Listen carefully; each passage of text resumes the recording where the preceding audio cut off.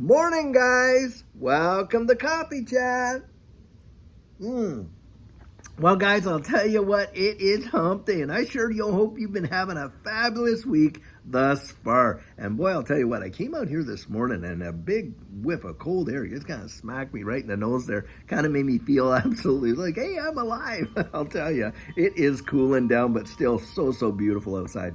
Guys, the article that I was reading this morning, in fact, a couple of them, the first one was really telltale about where they want to kind of move the rest of us into in the next little while. And this one is coming out of Tyson Foods. Now, Tyson Foods here in the United States is a major meat producer. A lot of us, you go to Costco, you go to all the various grocery stores, and what do you see? You see Tyson Foods, Tyson Chicken, and on and on and on out there, with all of their meat, because it's a big meat producer, meat products and stuff like that. Well, in this article, they are reporting that by 2025, they will be building a massive multi-billion-dollar plant to do what? Produce meat from bugs. You heard that right. And in fact, guys, they want to have it all done 2025, all that kind of stuff.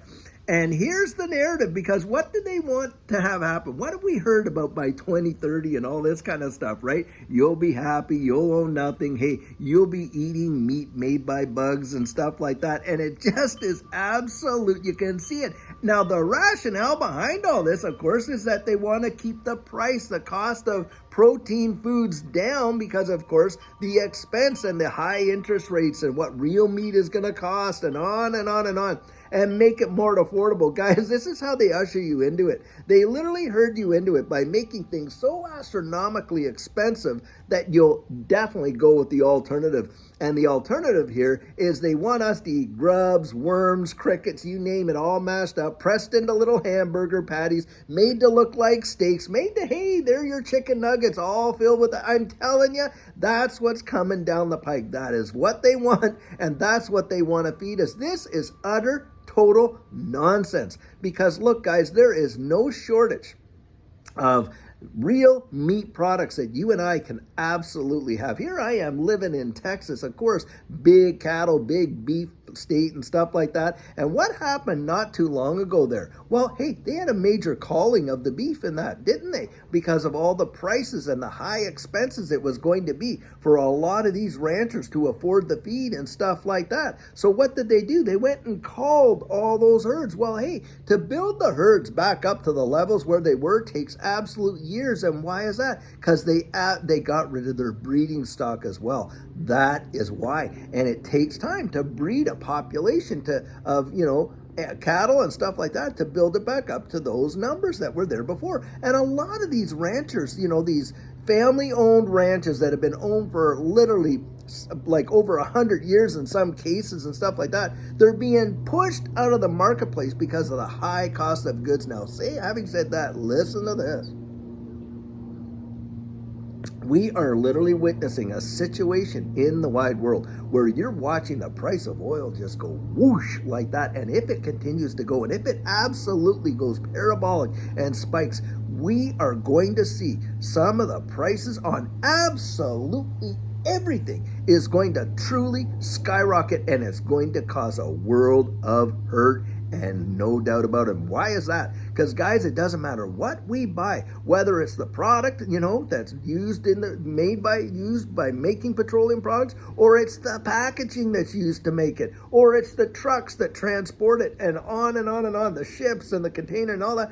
Everything is utilizing all of these oil-based petroleum products and stuff like that to either ship the goods, create the goods, distribute the goods, you name it. And of course, that is going to cause the prices of things to go nuts. And this is where I'm encouraging people, hey, get ahead of the game. Go out there, buy a few of the things that you normally would buy, throw them up in the cupboard there and stuff like that, and just be a little bit prepared and insulated for it, because these prices, this inflation is nowhere near over. And get this, at the same time, they are creating a situation in the wide world, when you know what we're talking about that's going on over there, the major things and all that kind of stuff, where they literally want to turn the money printing presses on and hardcore. Now, the thing is this.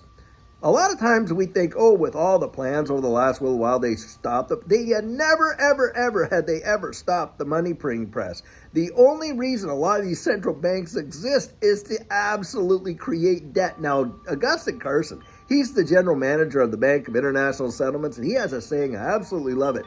He calls these, cash money and that liability instruments, these notes and stuff like that, $100 bill. It's a liability because that's all these banks, these central banks. You take the power away from them to issue one new dollar of currency and debt, I'm telling you, it's game over, and it's not going to happen. They are going to continue. Now, what were they doing before? Well, of course, they were buying up the debt market. They were doing all this kind of stuff. But now, guys, they want to turn it back on and hardcore. And you are going to watch the dollar and its purchasing power literally get decimated. And of course, when you're talking about oil on the grand scheme of things on the global market, what do you got? Well, you got countries like Saudi Arabia, who used to be a major ally with the U.S. and assured the world reserve currency status for the U.S. dollar. Now they're a BRICS country, and they're saying, we're done. We're not even going to care about the dollar and this and this and that.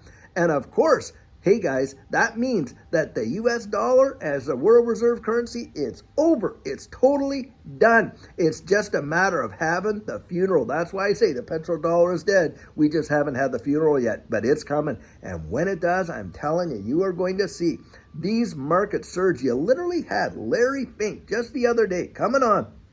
And what was he saying? He says you're going to see a lot of money fly into these, quality assets as safe havens like gold and commodities and crypto and digital assets. You guessed it. We are thrown into that basket. Now, there's Larry Fink, the CEO of BlackRock, with multiple trillions upon trillions of assets under management. And that guy's out there telling you what's coming down the pike. And boy, has his tune changed in the last couple of years. Because now he's saying we're having all kinds of clients asking us about these digital assets, where just a few years back, he was like, oh, nobody's asking us anything. Guys, it is a dog and pony show. Because while they're telling you nobody's asking, they were loading up like crazy. And that's what's being, kind of prepped for what's coming. And this is where we kind of get ahead of the game, and we know that. Now, guys, with the news, I want to say this.